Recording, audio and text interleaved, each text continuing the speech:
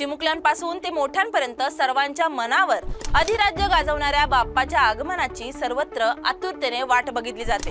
गणरायाच्या जन्मासाठी स्मरणार्थ भाद्रपद महिन्यातील शुक्ल पक्षातील चतुर्थीला गणेशोत्सव हा सण साजरा केला जातो। या दिवशी घराघरात गणपतीची स्थापना केली जाते, गणेशाची पूजा केली जाते, दुर्वा आणि मोदकांचा प्रसाद अर्पित केला जातो। 10 दिवसाचा हा उत्सव अनंत चतुर्दशीला संपन्न होतो आणि गणपती बाप्पाचे विसर्जन केलं जातं। गणेश चतुर्थीच्या निमित्ताने गणपती बाप्पाच्या जन्माची कथा पुन्हा एकदा सर्वांच्या मनात जागृत होते। ही कथा धार्मिक असून तर ती जीवनातील अनेक मूल्यांचा संदेश देणारी आहे।